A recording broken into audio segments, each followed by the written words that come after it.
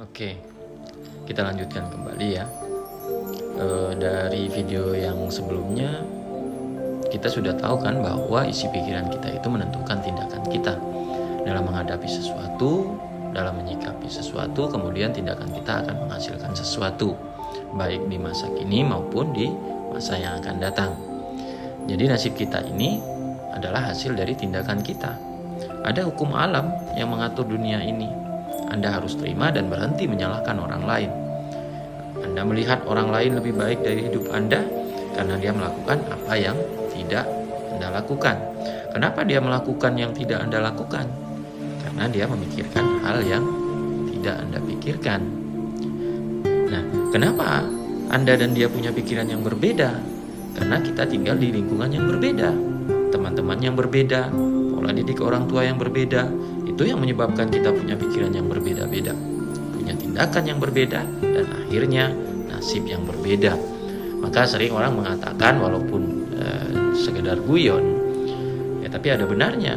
Orang kaya makin kaya, orang miskin makin miskin. Ya, perubahan hidup terjadi seringkali kita lihat. Ada orang-orang yang hidupnya biasa saja pada awalnya berubah menjadi orang kaya karena dia merubah isi pikirannya. Nah, isi pikiran ini yang sering kita sebut sebagai mindset. Nah, kita kembali lagi dengan topik pembahasan sebelumnya. Kita membahas tentang pikiran bawah sadar. Kita sudah mengetahui bahwa masing-masing orang memiliki perbedaan pikiran dan pikiran tersebut menyebabkan sebuah tindakan. Oke, ya sekarang kita bagi pikiran ini menjadi dua bagian berdasarkan cara kerjanya. Pikiran yang pertama, pikiran sadar. Pikiran yang kedua, pikiran bawah sadar. Pikiran sadar adalah pikiran yang kita gunakan saat melakukan aktivitas yang kita sadari atau yang berada dalam kontrol kita, ya, dalam kendali kita ya. Contoh misalnya, ya saat ini saya sedang berbicara dan saya mengambil botol air yang ada di hadapan saya karena saya merasa kehausan. Atau saat ini Anda sedang menyimak informasi dari saya. Ya, Anda menyimaknya dengan sadar. Itu adalah bagian dari pikiran sadar. Nah, ada tidak bagian bawah sadarnya menyimak juga? Ada. Ada tidak bagian dari bawah sadar ikut mengambil botol air? Ada. Ya, tapi kita pisahkan dulu di sini pikiran sadar ini ya. Saat ini silakan Anda semuanya tarik nafas yang dalam. Ya, hembuskan pelan-pelan. Tarik nafas lagi lebih dalam. Hembuskan pelan-pelan. Tarik nafas lebih dalam lagi. Tahan. Kemudian keluarkan sedikit-sedikit. Tarik nafas lebih dalam lagi. Dan keluarkan semuanya. Oke. Nah, kalau Anda mengikuti instruksi yang saya ucapkan tadi, berarti Anda sedang bernapas menggunakan pikiran sadar Anda. Anda mengendalikannya, menyadari dan mengontrol napas Anda. Betul nggak? Ya, oke ya. Apa jadinya jika hidup kita setiap hari harus bernapas dengan pikiran sadar? Harus kita kendalikan terus, repot. Bisa-bisa setiap hari kita tidak melakukan apa-apa. Kita cuma hanya bernafas saja. Betul? Maka dari itu kita butuh pikiran bawah sadar. Artinya, pikiran bawah sadar adalah pikiran yang mengerjakan aktivitas hidup kita, tindakan kita dan perilaku kita tanpa perlu kita sadari. Jadi pikiran bawah sadar ini semacam refleks dari diri kita. Ya, seperti contohnya napas saat kita bernapas tadi. Anda tidak perlu mengatur napas Anda. Pikiran bawah sadar sudah mengaturnya untuk Anda. Anda tidak perlu mengatur detak jantung Anda. Pikiran bawah sadar sudah mengaturnya untuk Anda. Sudah tahu berapa pompaan yang harus dilakukan tiap menitnya. Oke?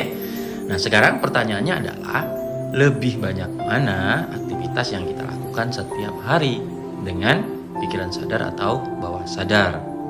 Tentu saja lebih banyak aktivitas yang dilakukan oleh pikiran bawah sadar. Maka Sigmund Freud mengilustrasikannya seperti bagian bawah gunung es yang ada di bawah permukaan laut.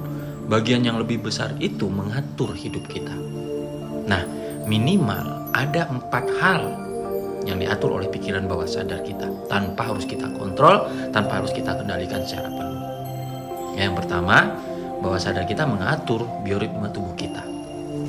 Dia mengatur kapan kita lapar, kapan kita haus, kapan kita kenyang, saat kita nafas, aliran darah kita, bioritme tubuh kita sudah terjadi otomatis dan itu diatur oleh bawah sadar kita.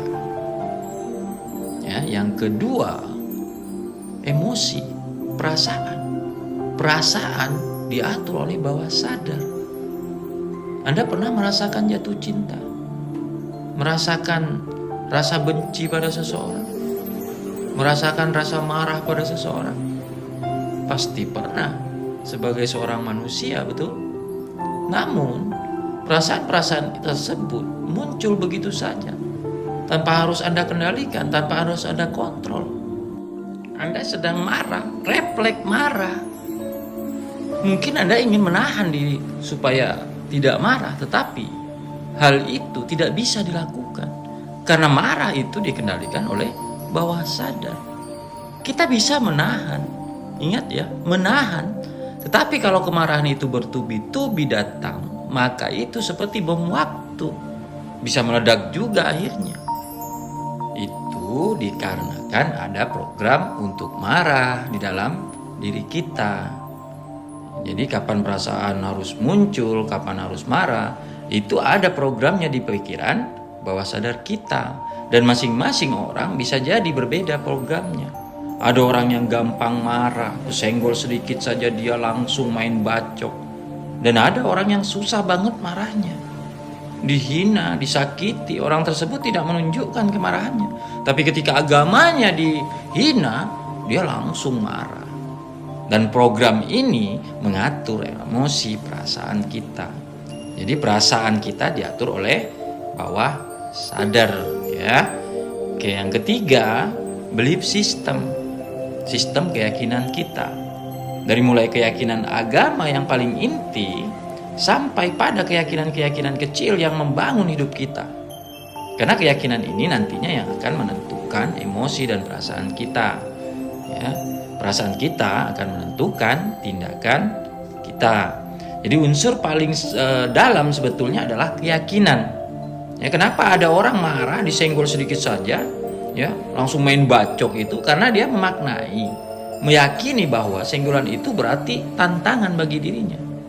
Dia meyakinin itu walaupun bisa jadi orang tersebut tidak sengaja menyenggolnya. Nah, keyakinan ini ada di bawah sadar programnya. Jadi saat kita lahir, ya kan, kita masih putih bersih, ya. Nah, orang tua, lingkungan menginstalkan itu ke dalam pikiran kita. TV yang kita tonton, buku yang kita baca, teman-teman kita itu saling mempengaruhi dan mengisi pikiran bawah sadar kita dengan keyakinan-keyakinan, ya. Seperti itu. Oke. Nah, yang keempat, kebiasaan hidup.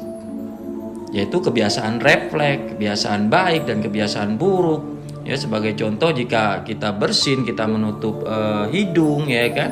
Nah, itu adalah kebiasaan.